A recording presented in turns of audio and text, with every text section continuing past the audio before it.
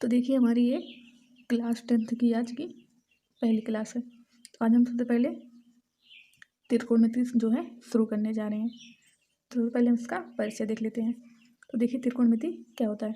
त्रिकोणमिति यानी कि ट्राई से यहाँ ट्राई हो जाएगा, कोणों का मतलब हो जाएगा, मतलब है एंगल, और मीट्री का मतलब है मेजर, यानी कि जो हो जाएगा तीन कोणों का माप। यहाँ से क्या हो जाएगा, तीन कोणों का माप ही क्या हमारा कहलाता है, ट्राइगोनोमेट्री कहलाता है। तो देखिए कैसे हम निकालेंगे। देखिए हमारे क्या होती है, ये तीन बंद आकृति की एक त्रिभुज होता है, और ये हमारा जो होता है वो कितना होता है, 90 डिग्री होता है। इसका हम नामकरण कर लेते हैं, ए है, ये बी है, और ये सी है। तो अब देखिए यहाँ पर क्या होता है, एक हमारा एंगल थीटा होता है। वो थीटा यहाँ भी हो सकता है, यहाँ भी हो सकता है। तो देखिए जो हमारे 90 डिग्री के सामने वाला कोण होता है वो क्या होता है, वो हमारा कर्ण होता है, यानी कि हाइपोटेनियस होता है। और जो थीटा के पास वाली भुजा होती है वो हमारा क्या होता है, आधार होता है, यानी कि बेस होता है। और थीटा के सामने वाला जो भुजा होता है वो हमारा क्या होता है, लंब होता है, यानी कि परपेंडिकुलर। तो क्या होती है, हमारी तीन भुजाओं की एक बंधाकृति होती है, जिसको त्रिकोणमिति होती है, जहाँ से हम इसको मापेंगे। तो अब देखिए इन भुजाओं का माप निकालने के इसके 6 वॉरियर हैं। देखिए वो कौन कौन से हैं। तो हमारा जो पहला होता है वो होता है साइन थीटा, और दूसरा हमारा होता है कॉस थीटा, तीसरा हमारा होता है टेन थीटा, चौथा होता है कॉसेक थीटा, और पांचवा होता है सेक थीटा, और छठवां होता है टेन थीटा। तो देखिए यहाँ से हम इन भुजाओं की वैल्यू कैसे निकालेंगे। देखिए हमारा जो साइन थीटा होता है वो क्या होता है, लंब बटे में कर्ण, यानी कि लंब बटे में कर्ण। अब देखिए यहाँ पर हमारा लंब क्या है, ए और बी। यहाँ लंब की जगह पर हम ए बी भी लिख सकते हैं। और देखिए हमारा कर्ण क्या है, ए और सी। तो क्या हो जाएगा यहाँ पर, ए सी। इस तरह से हमारा देखिए कॉस थीटा क्या होता है। हमारा जो कॉस थीटा होता है वो होता है आधार और बटे में कर्ण। अब देखिए हमारा आधार हमारा क्या है, बी और सी है, और कर्ण हमारा क्या है, ए और सी। इसको इस तरह से भी हम लिख सकते हैं। अब देखिए यहाँ पर हमारा टेन थीटा। तो हमारा जो टेन थीटा होता है वो क्या होता है, लंब बटे आधार। अब देखिए यहाँ पर हमारा जो लंब है कितना है, ए बी, और हमारा आधार क्या है, बी और सी। इस तरह से हमारा क्या होता है, कॉसेक थीटा। कॉसेक थीटा जो होता है वो हमारा होता है कर्ण बटे में लंब, यानी कि कर्ण बटे में लंब। अब देखिए कर्ण हमारा क्या है, ए सी है, और लंब हमारा क्या है, ए बी है। उस तरह से हमारा क्या होता है, सेक थीटा। और हमारा जो सेक थीटा होता है वो होता है कर्ण बटे आधार, कर्ण बटे में आधार। देखिए अब हमारा कर्ण क्या है, ए और सी है, और हमारा आधार क्या है, बी और सी है। अब देखिए हम इसको याद कैसे करेंगे वो भी समझ लीजिए। देखिए हम इसको याद कैसे करेंगे, तो इसको याद करने का एक सिंपल फंडा है। क्या कह लीजिए आप, इसको फंडा कह लीजिए या फिर इसको ट्रिक कह लीजिए।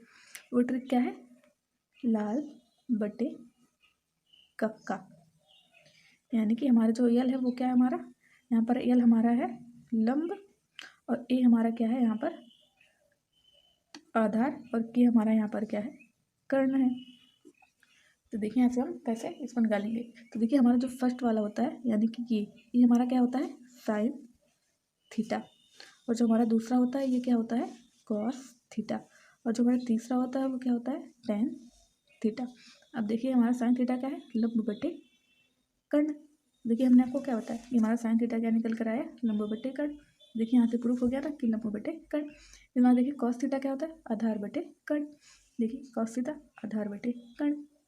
मतलब देखिए हमारा तीसरा क्या है, टेन थीटा, लंब बटे आधार। देखिए यहाँ पर टेन थीटा क्या है, लंब बटे आधार। यानी कि इसको हम ऐसे याद कर लेंगे। तो ये हमारा क्या हो जाएगा, फंडा हो जाएगा या फिर ट्रिक हो जाएगा। तो आप लोग इसको याद कर लीजिएगा।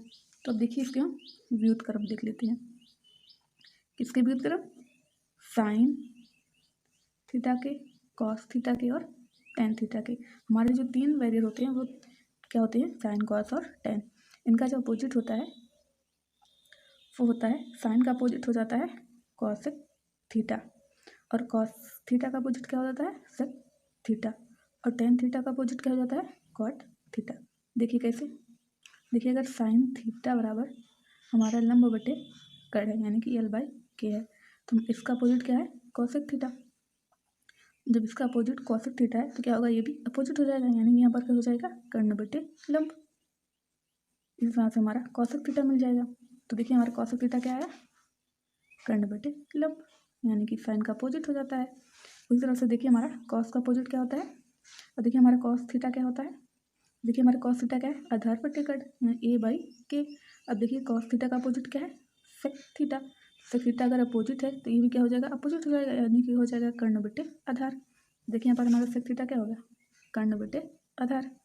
इस तरह से हम इसको याद करेंगे। तो इस तरह से आप लोग टेन थीटा का और कॉट थीटा का निकाल कर बताइएगा कि कितना हुआ, कि इसका क्या होगा, लंब बटे आधार होगा, कर्ण बटे आधार होगा, क्या होगा, इसको आप लोग निकाल कर बताइएगा। यहाँ पे हम लोग कुछ मेन पॉइंट लिख लेते हैं, कुछ बिंदु लिख लेते हैं जो हमारे इस त्रिभुज से इम्पोर्टेंट है। देखिए हमने यहाँ पर बताया कि हमारे तीन बंद त्रिभुज से क्या होती है, एक आकृति होती है जो हमारी क्या होती है, त्रिभुज होती है, और ये हमारा क्या होता है, 90 डिग्री। हमें बताया 90 डिग्री के सामने का कोण क्या होता है, कर्ण होता है। और हमारा यहाँ पर क्या था, एंगल थीटा, और थीटा के पास वाली वैल्यू, थीटा के पास वाला जो भुजा होता है वो हमारा आधार होता है, और थीटा के सामने वाली भुजा क्या होती है, वो हमारा लंब होती है। इसका तो आप कट रखते हैं ABC। यहाँ से देखिए एक पॉइंट निकल कर आता है कि हमारी जो सबसे लंबी भुजा है वो हमारी क्या होती है, कर्ण होती है। यानी कि एक त्रिभुज में अगर कोई 90 डिग्री पर एंगल बना है तो उसका जो सबसे बड़ा भुजा होगा वो हमारा क्या होगा, तो यहाँ पर हमारा जो कर्ण होता है वो हमेशा क्या होता है, सबसे लंबी भुजा होती है। और हमारा जो आधार होता है वो क्या होता है,